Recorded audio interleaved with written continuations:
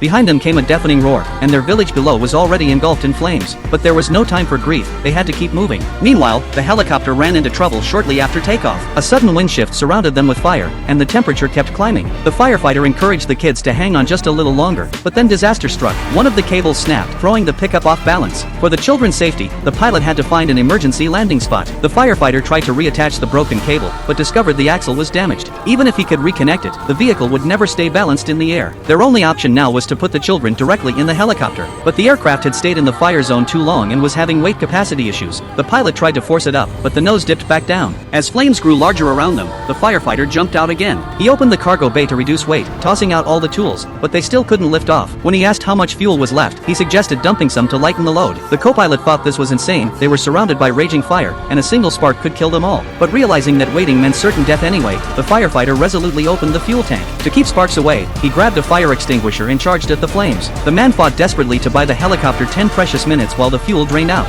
The aircraft began to lift, but kept hovering without fully taking off. The firefighter understood it was still too heavy. He untied his boots and threw them into the bay, telling the kids to sit down. Then he stripped off every piece of clothing, but the helicopter still hung in mid-air. As fuel on the ground began flowing toward the fire, he knew what the aircraft's fate would be. He didn't want the children to die in terror, so he told them all to close their eyes. After violent shaking, the helicopter suddenly took flight. The pilot whooped with joy like a kid, but the children's faces were streaming with tears. Through the open door, the firefighter was nowhere to be seen. To get the plane airborne, he'd made the ultimate choice to stay behind. Watching those children's faces, the firefighter smiled with relief. But then he was left to face what came next alone. The man had chosen to trade his life for the children's future.